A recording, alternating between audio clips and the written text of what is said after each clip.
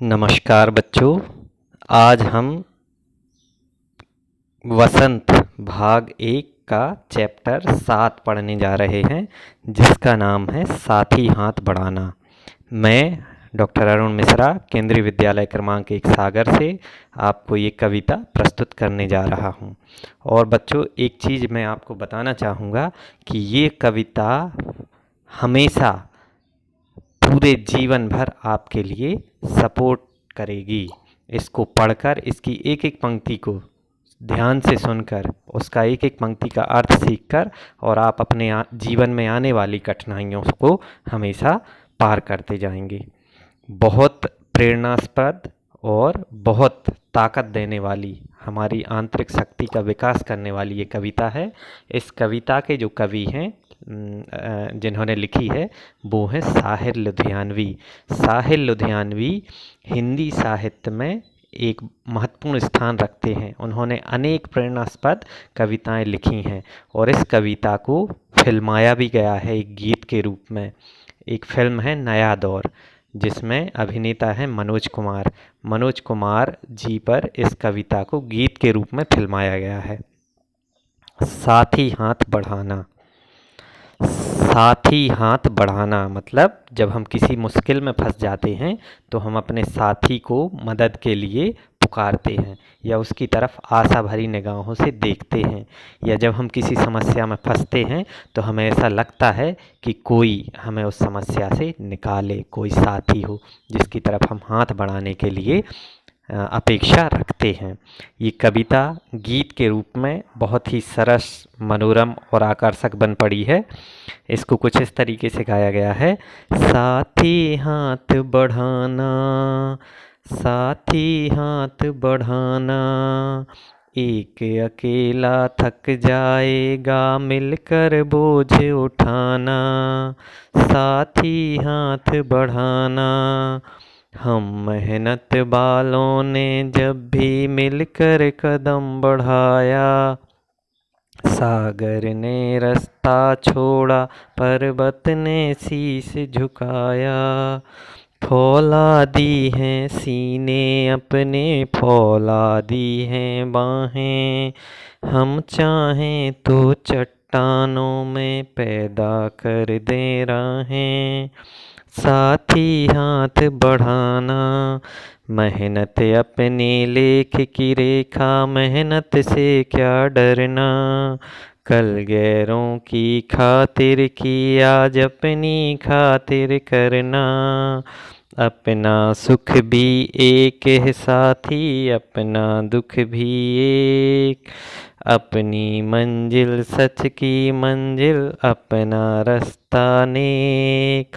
साथी हाथ बढ़ाना, एक से एक मिले तो कतरा बन जाता है दरिया। एक से एक मिले तो जर्रा बन जाता है सहरा। एक से एक मिले तो राई बन सकती है पर्वत। एक से एक मिले तो इंसान बस में कर ले किस्मत। साथी हाथ बढ़ाना। ये इस कविता का लिरिक्स है। मैं गायक नहीं हूँ, फिर भी मैंने इसे स्वर में बांधने का प्रयास किया। कवि इसमें ये कह रहा है कि हमें मिलकर काम करना चाहिए। अगर एक व्यक्ति काम करते करते थक जाए तो हमें उसकी मदद के लिए तैयार रहना चाहिए, क्योंकि मिलकर जब भी हम मेहनत करते हैं तो बड़े बड़े समुद्र जो है वो अपना रास्ता छोड़ देते हैं और पर्वत जो है वो अपना शीश झुका देते हैं। शीश झुकाने से मतलब वो उनकी शीश को काट कर हम रास्ता बना लेते हैं, क्योंकि हमारे सीने कैसे हैं, फौलादी लोहे की तरह, और बाहें कैसी हैं, वो भी फौलादी हैं लोहे की तरह। अगर हम चाहें तो चट्टानों में भी पैदा कर देते हैं रास्ता, क्योंकि हमारी मेहनत जो है वो भाग्य की रेखा है। लेख की रेखा यानी भाग्य की रेखा है, इसलिए हमें मेहनत से कभी जी नहीं चुराना चाहिए। हम हमेशा दूसरों के लिए मेहनत करते हैं। अभी आप लोग देख रहे होंगे कि मज़दूर बड़े बड़े कारखानों में लगे रहते थे, महानगरों में, दिल्ली, मुंबई, गाज़ियाबाद, कोलकाता, नोएडा। वहाँ से लाखों करोड़ों की संख्या में मज़दूरों ने पलायन किया। ये मज़दूर कौन है? ये मज़दूर वही तो हैं जो हमारे लिए छोटी छोटी वस्तुओं का कच्चा माल और फिर बड़ा बड़ा सामान तैयार करते हैं, जिसका हम उपयोग करते हैं। ये कविता उन्हीं के लिए लिखी गई है। कवि इसमें कह रहा है, क्योंकि सभी के दुख एक जैसे हैं और सुख भी सभी के एक जैसे हैं, लेकिन जो मंजिल है सबकी वो कैसी है? नेक, सच्चाई के रास्ते पर जाने वाली है। क्योंकि ये यदि एक एक व्यक्ति मिल जाता है कतरा बनकर, मतलब छोटे छोटे टुकड़ों में, तो वो दरिया बन जाता है। आपने देखा होगा बारिश में जब पानी होता है तो पर्वत से छोटी छोटी धाराएं फूटती हैं और फिर वो नीचे आके एक बड़े नदी के रूप में बन जाती हैं, है ना। छोटे छोटे जर्रे मिलकर एक बड़े सहरे का निर्माण कर देते हैं, एक बड़ा वो वन का समूह बना देते हैं। एक एक राई मिलकर और पर्वतों का निर्माण करती है। जहाँ इंसान अगर मिल जाएं बहुत सारे, तो वो अपनी किस्मत को अपने बस में कर सकते हैं। इसलिए साथ ही हाथ बढ़ाना, एक अकेला थक जाएगा, मिलकर बोझ उठाना। कवि ने इस तरह की भाव इस कविता में परिचर्चा कर लेते हैं। इस गीत की किन पंक्तियों को तुम अपने आसपास की ज़िंदगी में घटते हुए देख सकते हो? तो इसमें पंक्तियाँ दी हैं, साथ ही हाथ बढ़ाना से लेकर बस में कर ले किस्मत तक। यहाँ तक का उत्तर आप पुस्तक से देखकर भी लिख सकते हो और ये इधर सॉल्यूशन में भी आपको दिया गया है। दूसरा प्रश्न है, सागर ने रास्ता छोड़ा, पर्वत ने शीश झुकाया, साहिर ने ऐसा क्यों कहा है? कवि ने ऐसा इसलिए कहा है क्योंकि संगठन में शक्ति होती है। संगठन मतलब एकता, और इस ताकत के सामने बड़े से बड़े तूफान भी हार मान लेते हैं।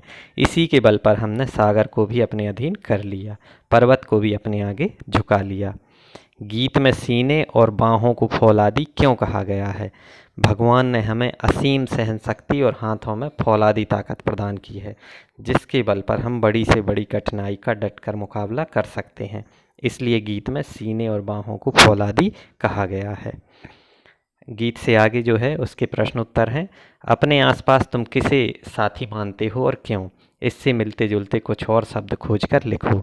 हमारे आसपास जितने भी लोग हमसे जुड़े हुए हैं वे सब हमारे साथी हैं, जैसे भाई, मित्र, पड़ोसी, अन्य रिश्तेदार आदि। इनसे मिलते जुलते शब्द हैं साथी के सहायक, सखा, संगी, सहचर, मित्र, मीत आदि। अपने दुख भी एक हैं साथी, अपने सुख भी एक। कक्षा, मोहल्ले और गांव शहर के किस किस तरह के साथियों के बीच तुम्हें इस वाक़े की सच्चाई महसूस होती है और कैसे? सभी की समस्याएं आम होती हैं, हमारी समस्याएं भी होती हैं, जैसे पानी, बिजली, भ्रष्टाचार।